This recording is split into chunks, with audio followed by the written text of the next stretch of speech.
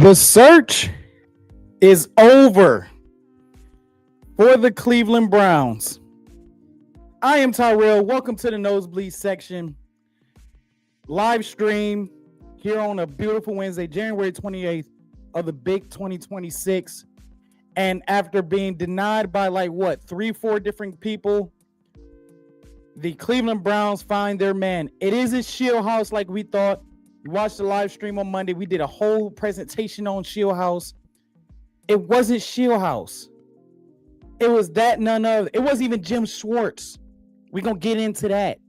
This is exclusively a Cleveland Browns show. So all my Browns fans, all the NFL fans that want to know what Browns fans think, lock in and join the Nosebleed section. Again, I am your host, Tyrell. And it is official. It is official. The Cleveland Browns have hired Todd Monken as the 19th head coach in team history. A hire that was, booed like crazy. Booed like crazy. This was the one hire that the Cleveland Browns were told not to make by the fans, by the local media, by the national media. Matter of fact, the Browns were the only team to offer Todd Monken a head coaching job. The only team. It was either this job or he was going to go to New York and be a New York Giant offensive coordinator. That was the options. Instead, we get Todd Monken as the head coach of the Cleveland Browns. Look at that graphic right there. There is the 19th head coach of the Cleveland Browns. A man that has been up and down the roads in the college and NFL ranks. Once an offensive coordinator here for the Cleveland Browns under the Freddie Spaghetti era, the Freddie Kitchen eras. If you Browns fan remember that, this was the offensive coordinator. He wasn't doing the play calling. He wasn't the one that called the fourth down draw on 4th and 9 on Sunday Night Football against the Los Angeles Rams. He wasn't that guy. He didn't make that play call. But this is your new head coach. They say if you go with Shieldhouse, you're taking a swing and a miss. It could be a huge swing, could be a huge miss, kind of like the Deshaun Watson trade. If you go with Jim Schwartz, you're promoting him. Myles Garrett, Denzel Ward, Carson Schwarzenegger. These guys love to play for Todd Monken. If you go Todd Monken, is like a big bag of what the fuck are you guys doing? Right? And the fourth candidate was, Udinski pulled out. Pause. Udinski was like, nah, we ain't doing this. And Anthony Lynn, which they really didn't give him a fair chance at the interview position, right? They had him scheduled to do an interview this Saturday. But the news broke around 11 a.m. that Todd Monken was officially going to be the 19th head coach of the NFL, of the Cleveland Browns. And I think we're going to get into why I really think what it was or whatever the case may be.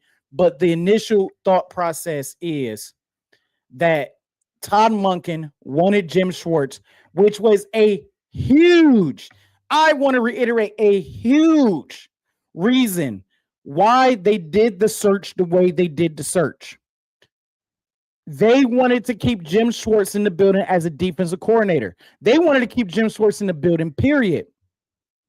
And out of all the candidates, we don't know what Anthony Lynn's we don't know what his standpoint was on the Jim Schwartz thing. We don't know what Shieldhouse's was because he quote unquote interviewed bad or whatever it may be. But the point that Mike McDaniel, Udinski, Jesse Minter, these guys pulled out, and all the other candidates that they offered in or interviewed in the first and with the first set of interviews didn't get second interviews, was because of they wanted to keep Jim Schwartz and Tommy Rees in the organization. Now, Tommy Rees went on to go to the Atlanta Falcons.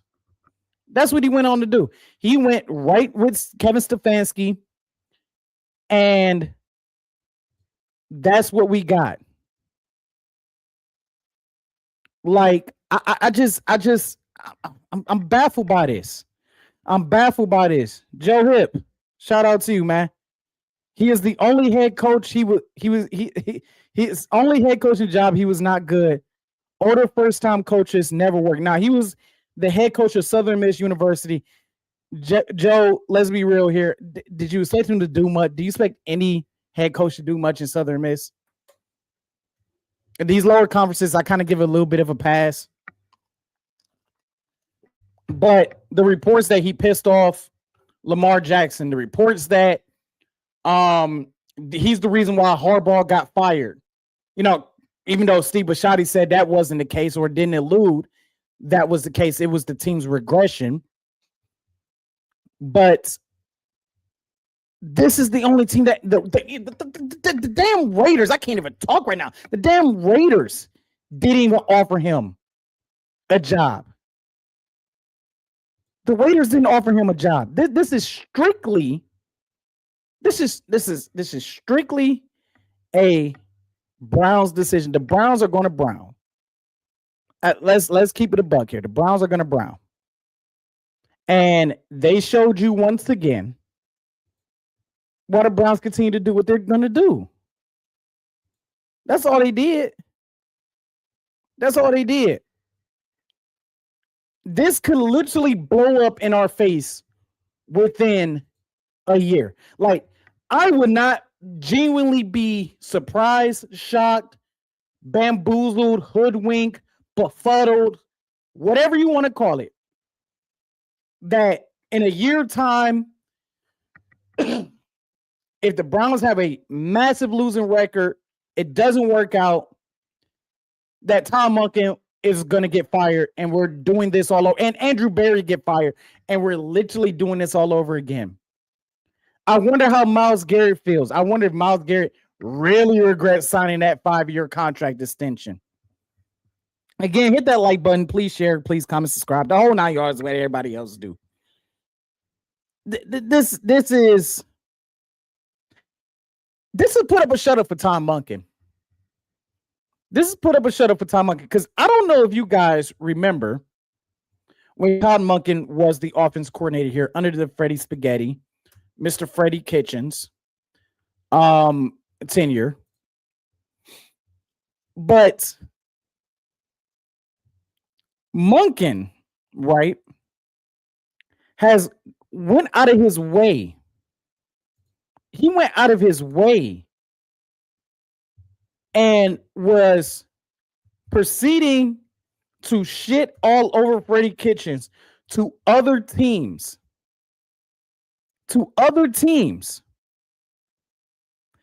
Saying that it was a total mess with Kitchens as the head coach and the play caller.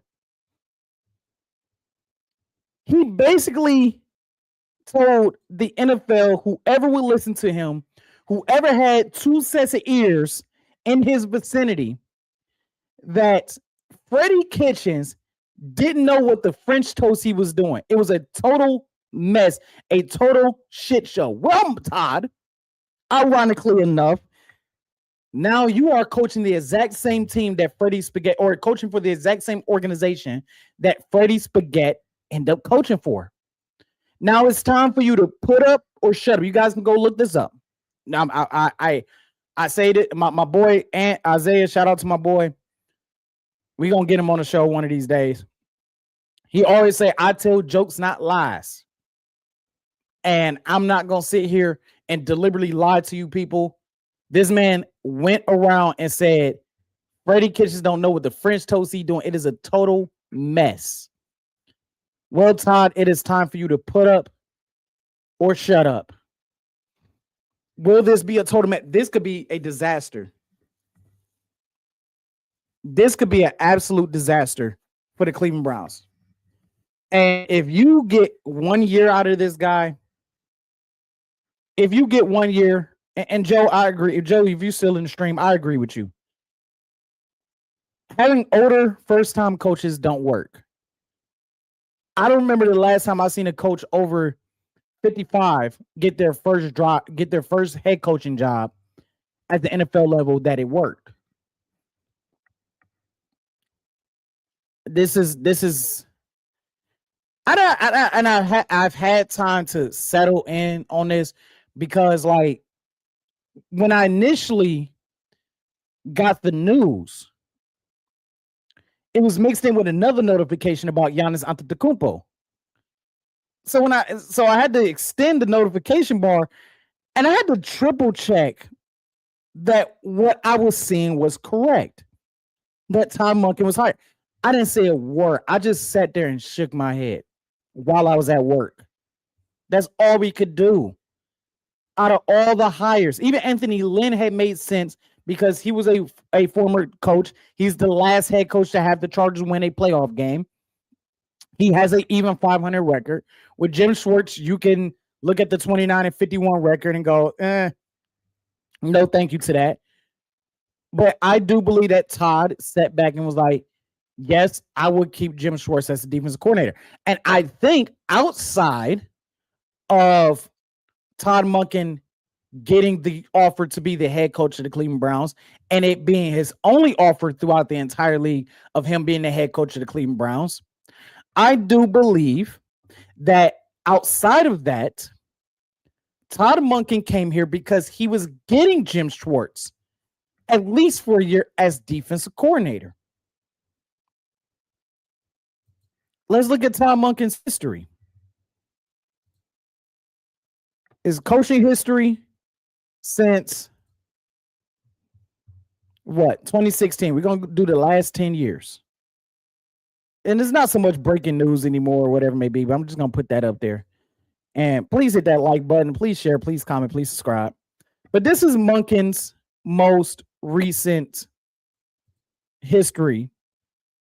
Offensive coordinator for the Tampa Bay Buccaneers from 2016 to 2018. 2 out of those 3 years, he was also the wide receivers head coach there. So he did develop, he was a key contributor into developing Mike Evans. And he did develop Jameis Winston, for however you want to see that. We mentioned that Monken was the offensive coordinator for the Cleveland Browns. He was just there for the game planning. But even his game plan, which, by the way, Browns fans, if that's your optimism of, oh, hey, we had 2 1,000-yard receivers and we had a 1,000-yard running back, and Tom Monken was the offensive coordinator for that. He wasn't making the play calls. He was doing the the game planning. But we also had a top 5 offensive line. We had a young Baker Mayfield, and we had prime Jarvis Landry. We had prime Odell Beckham and prime Nick Chubb before his second knee injury. Went on to be the offensive coordinator at the University of Georgia as the offensive coordinator and quarterback coach. They won back-to-back national championships in 21 and 22, and then became the offensive coordinator for the Baltimore Ravens over the last 3 years. That included Lamar Jackson winning his second MVP. Here's some of Tom Monken's accolades. When he was at Southern Miss, they produced an 8-5 record. That was good to be Conference USA Coach of the Year. Won a two-time national champion as Georgia's offensive coordinator. This is offensive rankings over the last 3 years. It's the best offense in the league that led to Lamar Jackson's second MVP. They had the best offense in the league back in 2024. This offense that he ran and called produced Lamar Jackson's, should have been third MVP. 40 touchdowns to like 1 interception or some crap like that, or 4 interceptions or something like that. Lamar in that system became the first player in NFL history to throw for over 4,000 and rush for over 1,000 in the exact same season. Last year they dealt with a lot of injuries, and he got the most out of Isaiah Likely. He got the most out of Mark Andrews, the most out of Zay Flowers. Zay Flowers became the Ravens' only Pro Bowl wide receiver under Todd Monken's offense. So when you look at this and exclude 2025 with the injuries and the Derrick Henry thing against the New England Patriots, and exclude the fact that, Monken, quote unquote, had issues with Lamar. Harbaugh not wanting to get rid of him is the reason why Harbaugh got ultimately fired. Remember, Harbaugh was going to bring him into New York. Monken has been described as a no-nonsense coach, which I think you need as a organization, as long as it's not a dictatorship type thing, not long as it's not like I rule this with a total iron fist. But sometimes you do need that coach that holds. We need that desperately here in Cleveland. We don't need this hire surprises me, not only because it was a hire that maybe the Browns shouldn't make, but Monken has never been described as a yes man. Monken has not been afraid to either throw his weight or not been afraid to say what he had to say. So this hire surprised me because what? The last 4 coaches Jimmy Haslam has hired, Hugh Jackson, or the last 3, Hugh Jackson, Freddie Kitchens, and Kevin Stefanski. One can make a case that each and every one of these mother Canuckers were yes men. They were yes men. Kevin Stefanski didn't fight back with the organization. Hell, it had to give up the play caller, and they let go of Alex Van Pelt. Whatever you want to say, right? But at the end of the day, we know that Kevin Stefanski did a lot of yes. Even if you want to believe the reports, I don't believe the reports because they just came out all of a sudden to make Kevin Stefanski look better. And I don't know how people can read through that. But the reports that Kevin Stefanski wanted nothing to do with the Deshaun Watson trade. But yet Kevin Stefanski was in Deshaun Watson's living room drawing up plays and coming up with concepts. And completely publicly backing the Deshaun Watson trade. Todd Monken has been described as a person that is not a yes man. As a person that does not mind getting into players' faces and holding players accountable. Now that's called toxic, but that's the old school mentality that you hold these players to the especially NFL players, to the highest standards and accountability.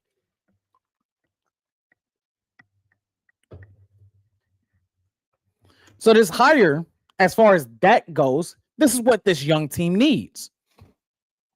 A coach that's going to hold them accountable, a coach that's going to take no nonsense, and a coach that's going to instill toughness and discipline. That's what I'm hoping we get out of Todd Monken. And I think also the reason why the Cleveland Browns decided to hire Todd Monken was because of the simple fact that this offense is in need of help. It is in need of it. No ifs, ands, or buts about it. This offense needs it. We've seen this offense the last 2 years. We've seen this off. Let's be real here. The last 2.5. Because Flacco really came in and did what he was supposed to do. But outside of a couple of games in 2023, this offense wasn't that inspiring. It really wasn't. So we got to really look at the last 3 years, not excluding Joe Flacco that first time around. You know, where he came in the last 6 games and completely just started slinging his ball sack around everybody's face. Pause. But that's exactly how the fuck he was playing off the couch. This offense was literally worse than the Tennessee Titans offense in the last 2 years. They were worse than the fucking Raiders offense in the last 2 years. You know how shitty you got to be worse than the fucking Raiders and the fucking Titans in the last 2 years to equate the same amount of win totals or maybe a win over the Tennessee Titans and the Las Vegas Raiders, which, by the way, you're 0-1 against the Titans in that time frame and 1-1 against the Raiders. This offensive line is gone. Joe Patonio, whether he retires or signs somewhere else, I think he's gone. I don't think he returns back to the organization. DeJuan Jones is highly questionable as far as health and sometimes skill set. Wyatt Teller, I think they're going to let Wyatt Teller walk because Wyatt Teller is going to be looking to get paid. Jack Conklin is gone because he can't stay healthy, and they're just going to take their L on that. And Ethan Posick, he tore his Achilles? So we don't know what he's going to look like. And to be honest with you, if they decided to upgrade the center position, I wouldn't even be mad. I genuinely wouldn't be mad if they were like, you know what, Ethan, thank you for the service that you've given us, we're going to upgrade the center position. Cam Robinson, eh. KJ Leviston is ass. He's not Jedrick Wills ass, but he's damn close to it. Pretty damn close to it.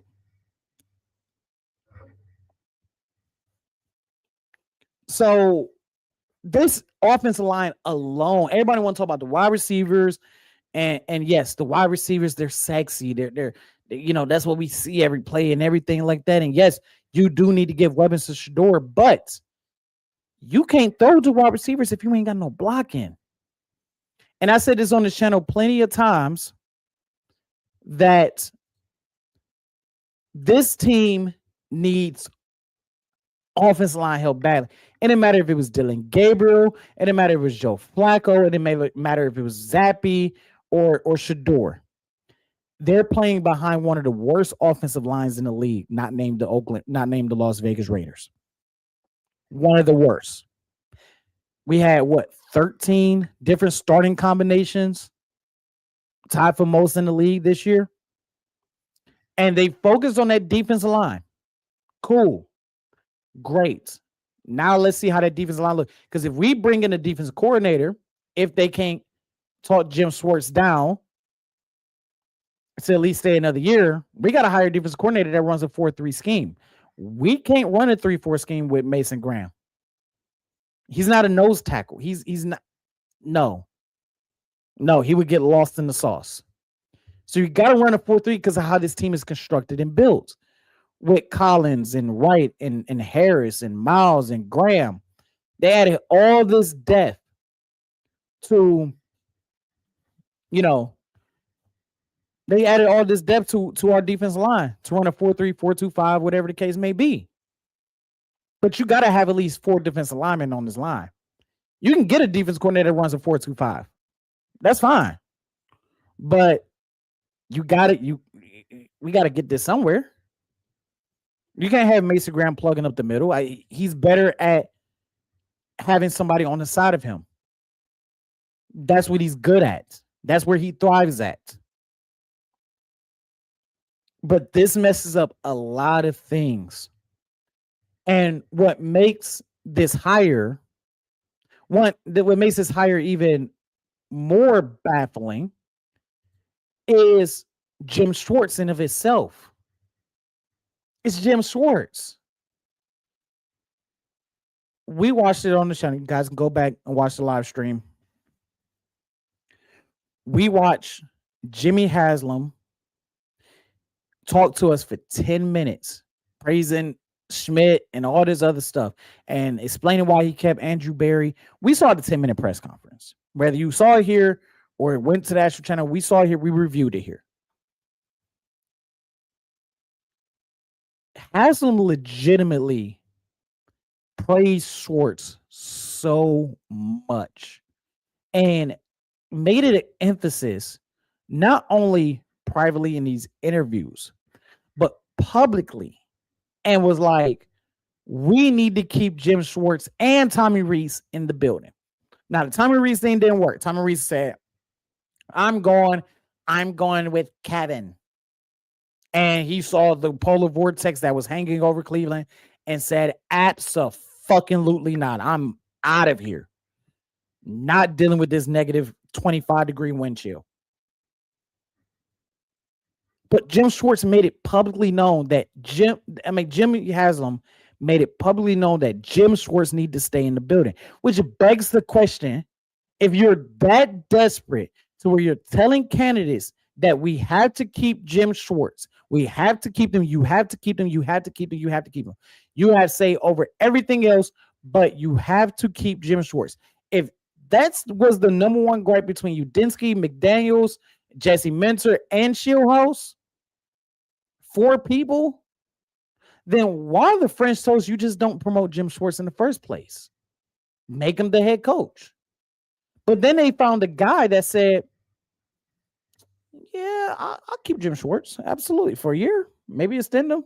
Okay. And when you got to think about this from Jim Schwartz's point of view. I heard somebody say Schwartz was a petulant child. He acted like a petulant child. Like, what do you expect? You interviewed for a promotion twice. Like, put yourself in a position. Like, think of your job, right? And let's say you work in one department. Let's say you're a manager in one department, and somebody else is a manager at another department, and the head regional manager job is on the line. You interviewed twice for it. You know he's going to interview twice for it, and you've also heard your boss, the decision maker, give you praise, and you're feeling very confident that you're going to get this job. You interview well. You're very well prepared. You've been in a company for a while. Matter of fact, let's use the other guy and say he does the same position, but he's in another company. You've been in the building. You know how the company works in and out recently. Yes, this guy was once employed there, but he kind of left after a year. You've been there for the last 3 years. You love where you work at. You love the people that you work with. You love the people that works for you. And you love like just instilling what the company needs. And they hire the guy outside the company after they gave you all the praise. Are you going to be pissed off about it, or are you going to be a good little soldier and go, well, that's okay. You got it. If I'm Jim, I'd be pissed the fuck off.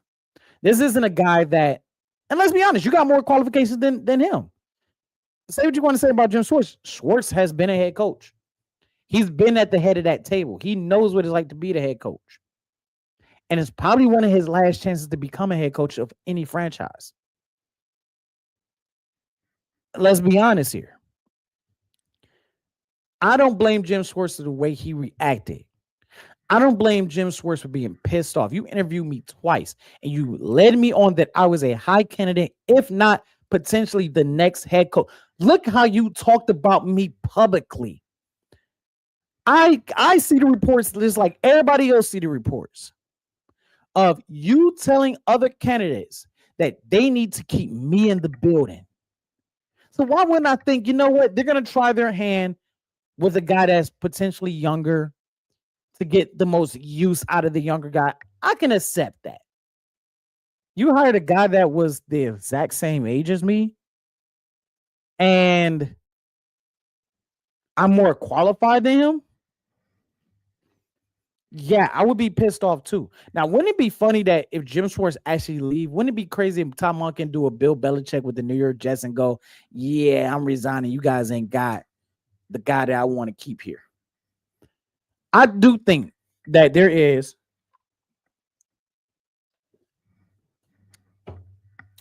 at least a 5% chance, not even that, less than 5, less than 4, maybe 2, about a 2% chance that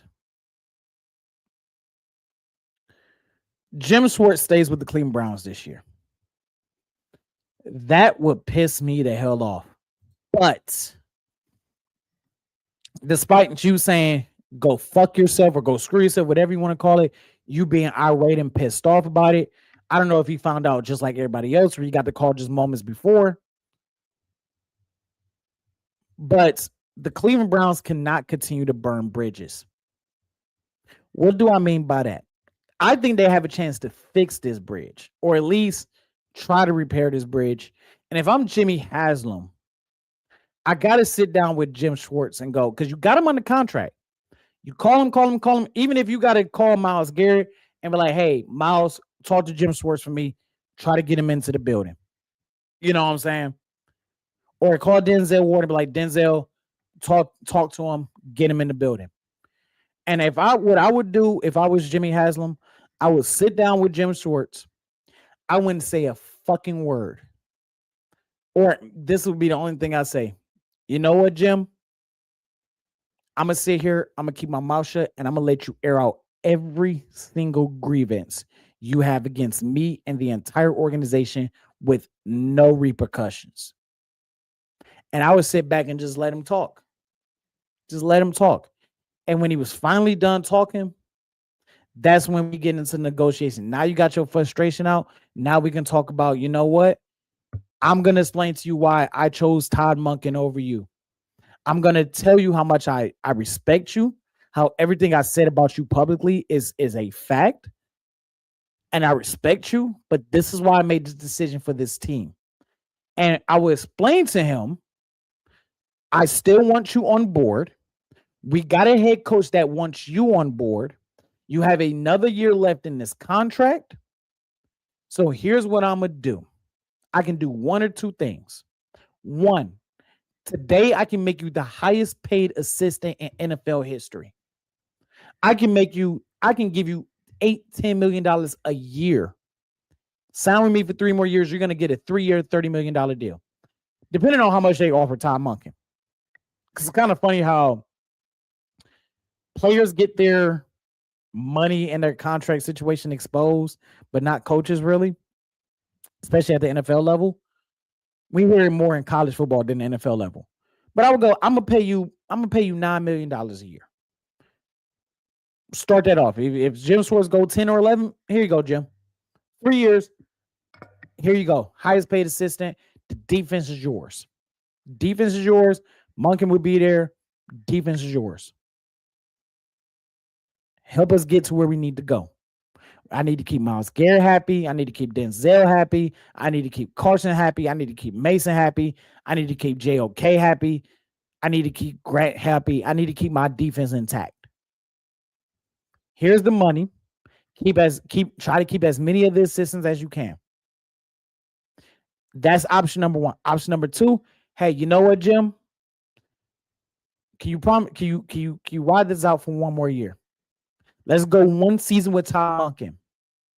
If you like what you see out of Monken, or like you see what you see out of the organization, we can come back to the negotiation tables and talk about an extension or talk about you leaving. Let's see how you feel about this time this year. Because, and maybe you got in the back of your head, if Todd doesn't do good, I made a mistake. I should have hired Jim as the head coach. But I would do one of two things. I would definitely let Jim air out his grievances. Explain to Jim to Schwartz, why you decided to go with Monken over him. And then proceed to either tell him, let's wait out a year, or I'm going to sit here right now today, make you the highest paid assistant in NFL history. Me and you are going to break the market, because guess what? Jimmy hasn't got no problem throwing no damn money around. He did it last year with a disgruntled Myles Garrett, because the Browns, as the little banner title, whatever the hell you want to call it, says, the Browns continue to burn bridges. What do I mean by that? Guys that want to stay here gets done dirty by the Browns. Jarvis Landry wanted to stay here, and I get it. Look, let me just say this, right? This is a business. The NFL is a business. Nobody is owed some cookie cutter shit or whatever it may be. Nobody's owed nothing, right? But like, when a guy is spread and still has a good skill set, expresses that he wants to stay here, will do anything to stay here, he's going to be serviceable and reliable. Even if you got to do a transition period, he's going to do the job. And you proceed to fuck him over. That's what this Jarvis Landry fucked him over. Amari Cooper fucked him over. Big time. Barry was right about not extending Cooper, but the contract that Cooper wanted, he gave it to Jerry Jeudy. That's why Amari Cooper was so pissed off. We know about the Odell Beckham thing. Baker Mayfield, they burnt that bridge. And now Jim Schwartz, another bridge burnt. People that want to stay here, that despite the dysfunction or the losing, they love the city, they love the culture of the city, whatever their reason of why they want to continue to be a Cleveland Brown, whether it's living in the city or being in the organization or just being more established and stable with the kids and whatever the case may be, right? The Browns burnt bridges. The only bridge they haven't burnt was Joe Thomas. That was the only bridge they didn't burn. Man, Joe Thomas is pretty much an ambassador for the organization. That's the only bridge they didn't burn, but they burnt a lot of bridges since Andrew Berry has gotten here. Like I said, the Jarvis Landry bridge, they burnt that along the way with Odell. And even still, Jarvis wanted to stay here, and it was like, yeah, go on, go, goodbye. Myles Garrett, with the constant rebuilding, the constant losing, they burned that bridge. All they did was take that bridge last year, slap some money on it, and threw some duct tape around it to try to keep that bridge afloat. This Jim Schwartz thing, the mishandling of this entire coaching search. Ask y'all a question. Did the Browns mishandle this coaching search? My opinion, absolutely. But I want to know what you guys think. Do you guys think the Browns are burning bridges? Do you guys think the Browns are mishandled this this coaching search? Do you guys think Jim Schwartz, there's no talking to Jim Schwartz, despite the fact that I laid the scenario out? Because they definitely mishandled this. Like I said, they had more and better potential quality candidates, or better and better quality candidates than Todd Monken. And what held them back was stop Mike McDaniel. I knew he wasn't coming here. He helped Kyle Shanahan make that 32-point power slider. Why the fuck he was getting out of town? So I knew Mike McDaniel was ahead of here. But the high praises that Grant Udinski gets, the high praises that Jesse Minter gets, like the high praises that Shieldhouse has been getting outside of this past week, the Browns mishandled this because it was all about keeping. This wasn't about Shador. This wasn't about Deshaun Watson. This was about keeping Jim Schwartz. It wasn't about your acumen as a coach. It was about writing essays. We got to write an essay. Do your homework. Write me an essay of why you should be the Cleveland Browns head coach. I bet you Todd Monken wrote a better essay. It wouldn't surprise me that Todd Monken wrote a better essay according to the stupid ass analytics team. And they were like, oh yeah, all right, good job. All right. Yeah, that was a way better essay than what Jimmy wrote. Wow, Todd Monken really scored high on our cognitive test. Yay. Like, some people think this is Jimmy Haslam. Some people think this is Andrew Berry. I think it's a combination of both. And I don't want to hear reports from a year or two now talking about Andrew Berry wasn't a fan of the Todd Monken trade or the Todd Monken signing. If you ain't a fan of the Todd Monken signing, it makes you see you do a Jim Schwartz and get the fuck up out of there. Andrew Berry got just as much right to sit back and go, I'm not coming here. I'm not being a general manager of the Browns no more. And he will land another job. Maybe even a higher paying job. Look at Sashi Brown. Considered one of the worst general managers of all time. He's a high executive for the Baltimore Ravens. A key decision maker for the Baltimore Ravens. So Andrew Berry definitely get another job. Definitely. No ifs, ands, or buts about it. He would get another job. They brought in Tom Telesco as a consultant. Did they even listen to Tom Telesco? I wonder if Tom Telesco looked at this and was like, fucking essay? These motherfuckers here? Okay. I'm just here to consult. But did the Browns mess up the mishandle this coaching search? Like I say, you got a resounding, make sure this ain't breaking news. It's actually breaking wrestling news. Cover that in a bit. I guess. But this is one of those things where, boy, this is weird because one or two things is gonna happen. Either he's gonna stay here for at least 3 years, or he's gonna be one and done. I'd give this within 1 to 3 years before the Cleveland Browns are looking for another head coach. I don't know how the players are gonna react to him. I don't know how this defense is gonna, especially if they cannot find a way to convince Jim Schwartz to stay here.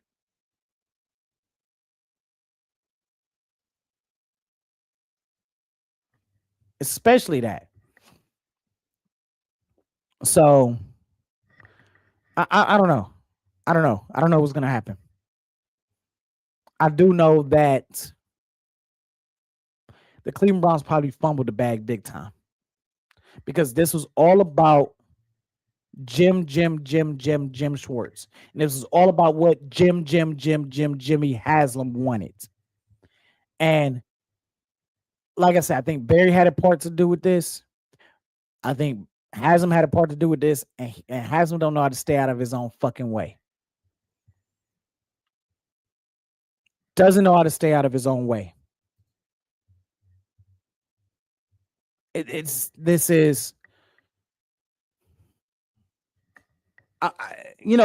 are things that with this organization, I go, just when I don't think the Browns can get any lower, they find a new low. They find a new way to go even lower. They find a new way. So it's just like, I don't know what to think. We're going to be here to cover the press conference live because that's going to be a huge deal. We're not going to do it like we did the Buffalo or the Baltimore where we clipped it up a little bit. No, we're going to watch the entire thing here. Fair use style.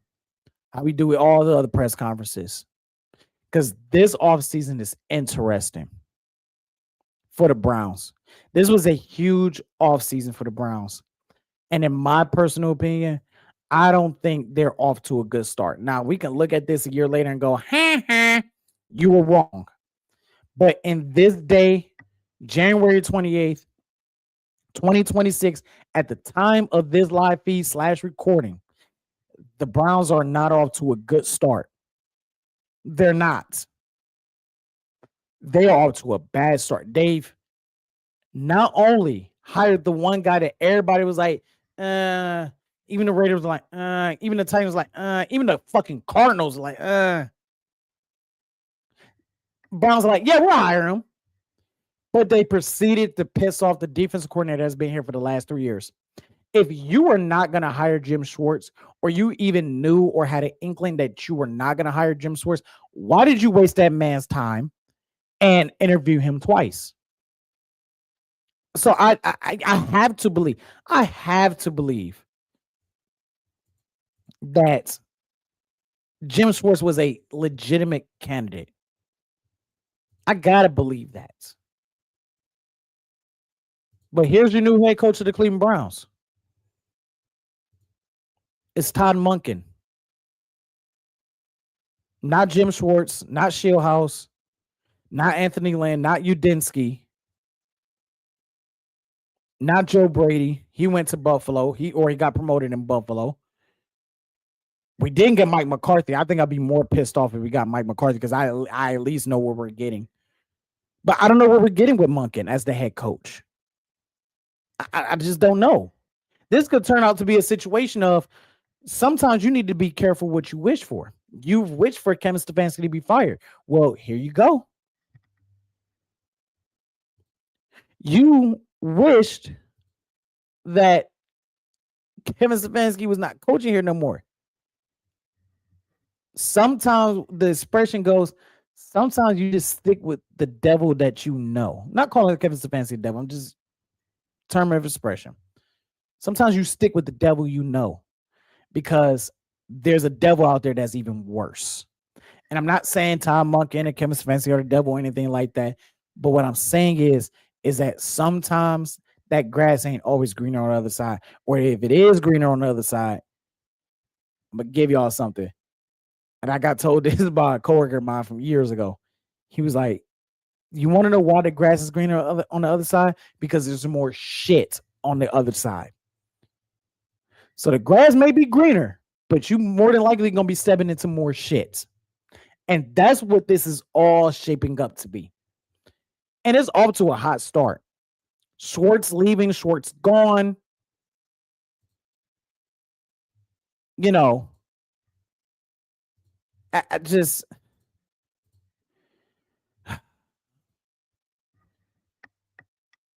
I don't know. I'm just... I want to know what you guys think. I want to know what you guys think about all of this. Brief moment or anything like that. Like, and I'll put Joe's comment back up there. He said his only head coaching job he was not good at, talking about his Southern Miss days. Older first-time coaches in the NFL never work. A lot of these coaches that are on the other end, they don't work sometimes. We've seen it with Bill Belichick to the point where Belichick has gotten absolutely fucked over out of the first ballot Hall of Fame. And that's a separate video in of itself. Because that was bullshit. I bet you are the nosebleed section's favorite Mary Kate Cabot, who's a voter. She probably has something to do with that. But I don't know what to say. I don't know what to say other than Todd Monken is the new head coach of the Cleveland Browns. And for that, you got to give him his applause. But boy, oh boy, it is like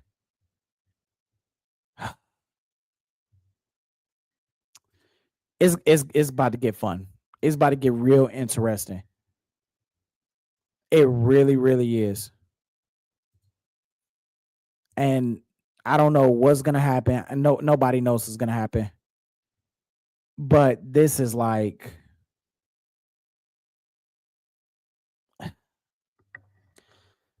sometimes you could be a loss of words. I know you get on these live streams, you're supposed to say what you got to say, and I've said a lot.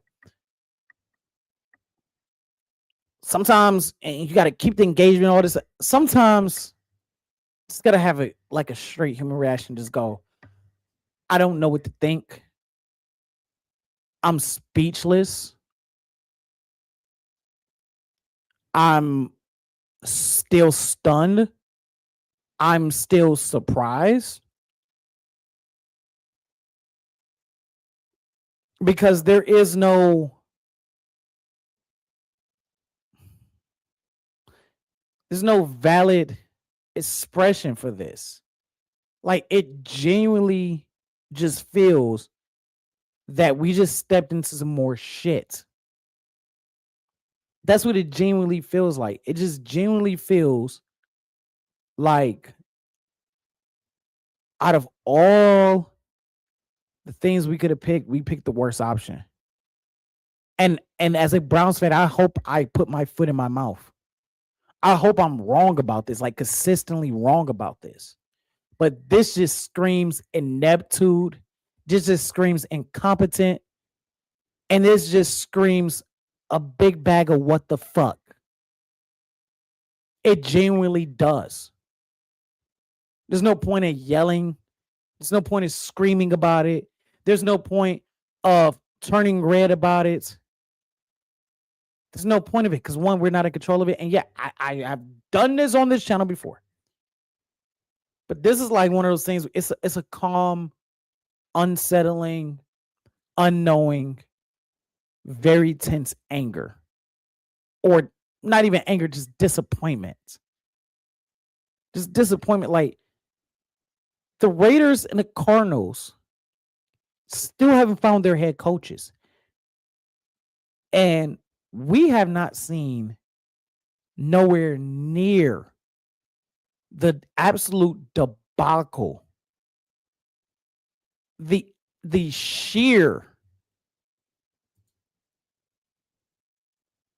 it's just, I just,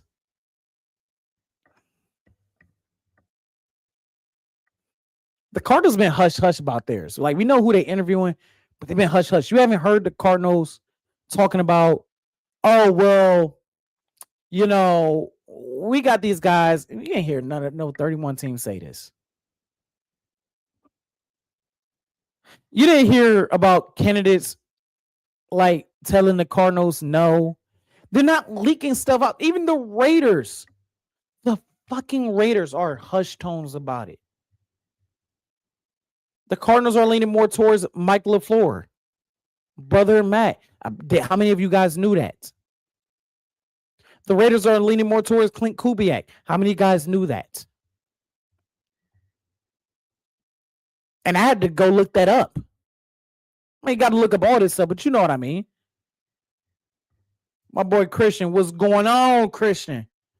Stupid, stupid, stupid. The Browns will be clowns until the next lifetime begins. They'll be clowns in the next lifetime too.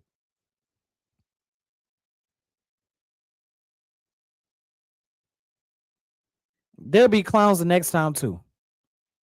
Shout out to my boy Christian. That's one of my best friends, man. Love you, bro. Appreciate the support. I appreciate all you guys' support. Just popping in or sticking around and everything like that. I appreciate you guys so much. It warms my heart up. And that's all I gotta say. I don't think I got anything else to say.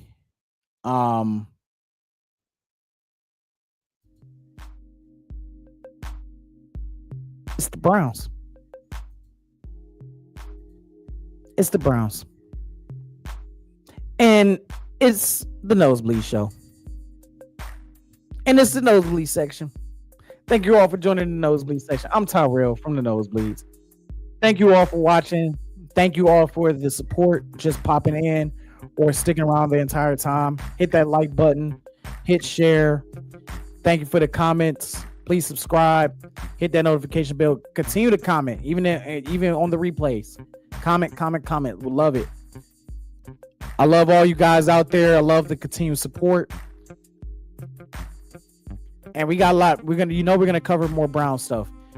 Y'all make sure I hit that subscribe button, hit that notification bell, because when that press conference drop, we gonna be here ready for it. Ready, whether it happens live, if I get the time to get off work, or we watching on the replay, we gonna watch it here because we ain't afraid of no copyright strikes, because it's gonna be fair use. So make sure you drop a like button, make sure you subscribe and hit that notification bell. I'm pushing it because we on the road to 150 subscribers. Plain and simple. We gonna have more wrestling content coming for the wrestling fans. I got wrestling fans over here. We're gonna have it for you guys. We're gonna talk about Kevin Stefanski to Atlanta. We're gonna talk about Joe Brady with the Bills. We're gonna talk about all that. But today was strictly the Cleveland Browns. Today was Todd Monken. Thank you all for watching. Until next time, this is Tyrell from the Nosebleeds, signing off.